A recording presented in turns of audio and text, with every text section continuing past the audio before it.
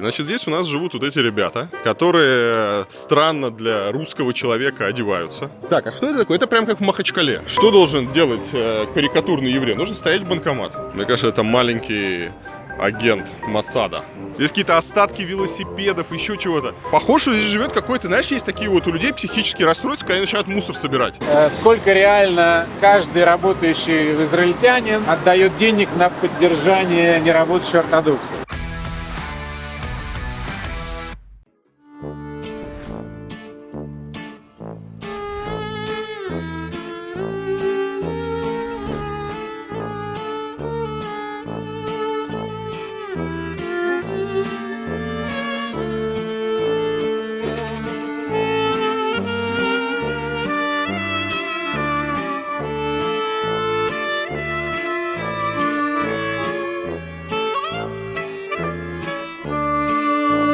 Мы сейчас в каком районе? Мы в районе Меа-Шаарим. Здесь Ортодоксальные евреи, они признают Израиль. Большая часть, они внутри этого мира. Не то, что они шибко любят светское государство. То есть они налоги платят? Это такие совсем... Нет, они вообще как бы, у них нет гражданства Израиля, они никак... Они не при делах. Не То есть, если штраф, они тоже не платят. Никакого дела с государством вообще иметь не хотят. Либертарианцы. Да. Они целуются с Хизбаллой, они целуются с иранскими... Есть ортодоксы, которые целуются с Хизбаллой? Которые целуются с иранским айталой, которые ратуют за уничтожение Израиля. Есть евреи, конечно, которые ратуют за уничтожение Израиля. Основная их часть все-таки в Штатах, здесь очень небольшая община. Это называется Натура и Карта. Мы в нормальном районе. Поставили машину под камеру, на всякий случай, в надежде, что, если что, нам эту машину не побьют. Значит, здесь у нас живут вот эти ребята, которые так вот странно для русского человека одеваются. Именно так, в принципе, да, вот когда где-нибудь там в интернете пытаются представить вот еврея, и уж именно так вот и представляют, что он там вот с пейсами такой злобный, такой вот потирает ручки алчно. Ты имеешь в виду сейчас Карикатурно, да. Да, пойдем детскую площадку посмотрим. Вот красивая детская площадка. Мы же здесь за урбанистику. Мы сейчас посмотрим детскую площадку в этом прекрасном районе. Здесь у нас бетонная горка. Вот мне нравится, вот эту горку закрыли. Эта горка закрыта на ремонт. Это не горка. А что это такое? Ну это домик. Это домик. Подожди, вот эта горка? Тоже домик. Как домик? Вон дети катаются, это горка. Это домик, но они катаются. Они из домика сделали горку. Все разбегаются. При виде камеры все разбегаются. Я все жду, когда нас начнут кидаться камнями. Так, а что это такое? Это прям как в Махачкале. Вот это... То, что я вам рассказал, это похоже на гетто, на замкнутый... То есть это фактически такое у нас израильское, или как назвать это, да, правильно? Гетто в Иерусалиме? Гетто, это не обязательно... Просто ассоциации с израильским гетто, они немножко другие у людей. Само слово гетто, это не означает изначально насильно изолированных людей. Гетто изначально это еврейский квартал. Это кварталы внутри каких-то городов, где жили евреи компактно, собраны вместе, по своим правилам. И у них здесь можно увидеть специальные такие доски с просьбой людям, которые приходят, они из их мира, чтобы вели себя скромно, чтобы одевались женщины скромно, чтобы не нарушали их правила и так далее. Особенно это строго в шаббаты, конечно. Ага. А вот ты как светский еврей, да? Так. Ты себя здесь комфортно чувствуешь? То есть у тебя к ним какое отношение? У меня к ним абсолютно нормальное отношение. Но это связано с тем, что я прекрасно просто понимаю и знаю историю моего народа. И я понимаю, что на уровне поколений моих прабабушек и прадедушек все евреи были такими. Внутренний конфликт, да, он, наверное, в израильском обществе занимает, ну, если не такое же, то почти такое же место, как и конфликт между арабами и евреями. Внутри самого израильского общества есть очень большое напряжение.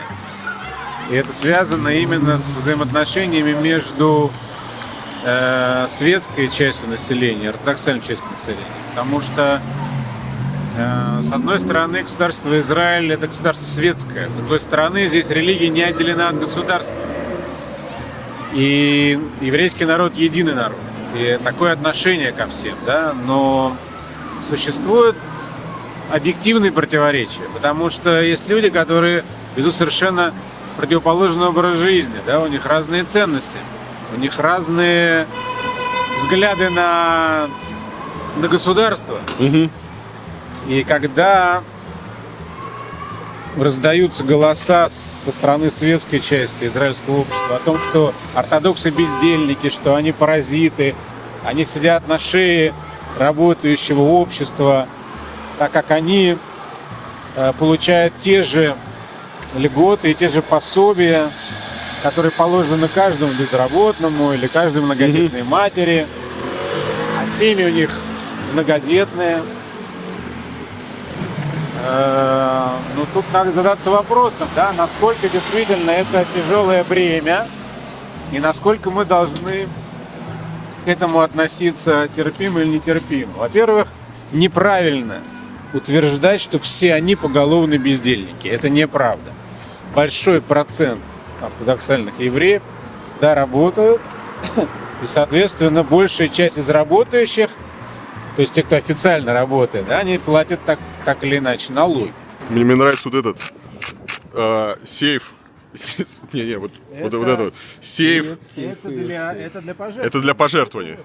Но это и есть такие, как специальные ящики для пожертвований, да, а здесь они прямо взяли обычный сейф, пропилили в нем дырку. А пожертвования кому? Кому эти пожертвования идут?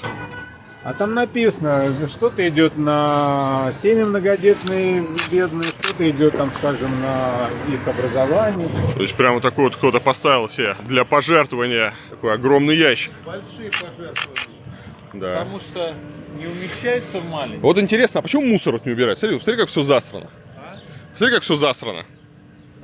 Мусор не убирают. Вот это, например, Вада Рабаним, да? Что такое Вада Рабаним? Это комиссия, будем так говорить, комиссия равов, раввинов.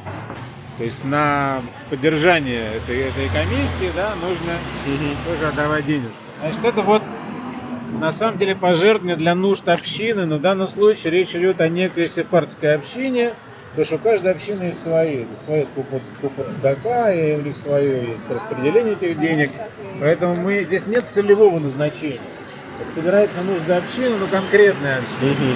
Вот этих карикатур антисемитских, да, с евреями такими типичными, гротескными.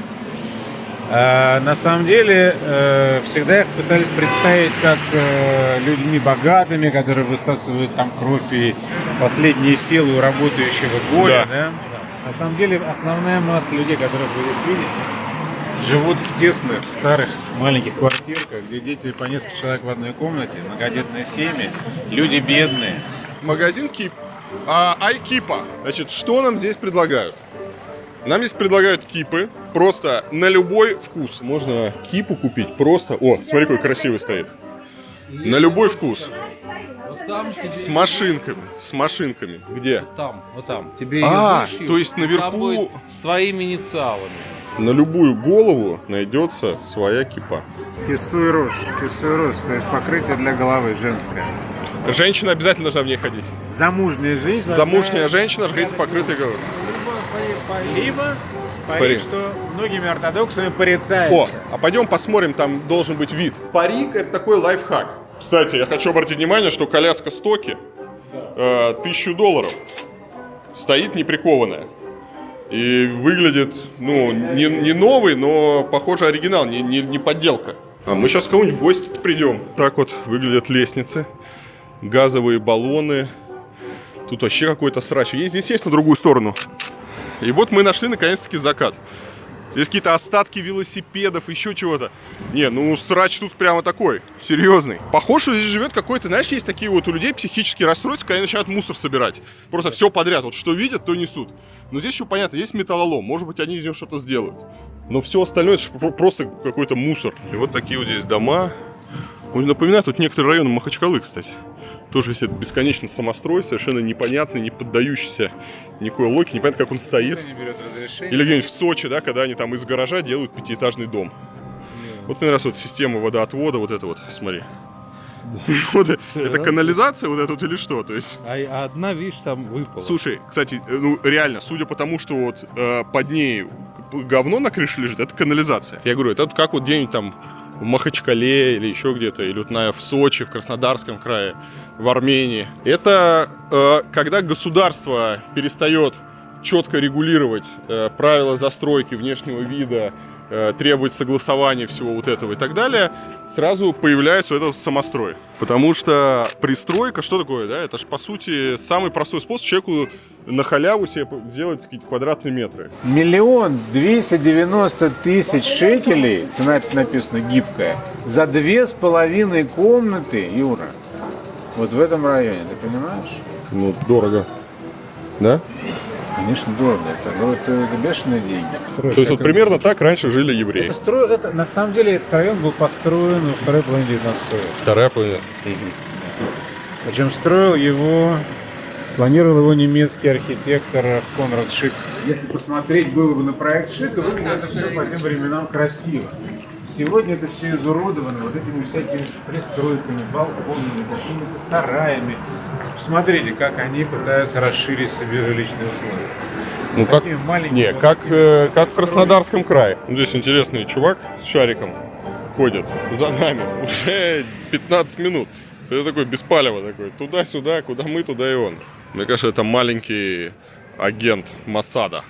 Вот это я не могу прочесть. Это вроде бы ивритский алфавит, да, но это идиш. Как отличить визуально иврит от идиша? Визуально буквы не отличаются, но я не могу прочитать этот текст. Это текст на идише. То есть одни и те же буквы, но... Вот это на иврите написано. Вот это написано на иврите. Ага. Говорится о том, что кто-то скончался, и вот благословенна его память, и дальше что... и то есть это как такие, как некрологи? Это некрологи. Да. Это некрологи. Кстати, что такое идиш? Да, идиш — это язык, который возник, когда как раз вот тогда в Ашкеназе, да, в Германии, на базе немецкого языка. То есть будем так говорить, что это смесь немецкого языка и иврита.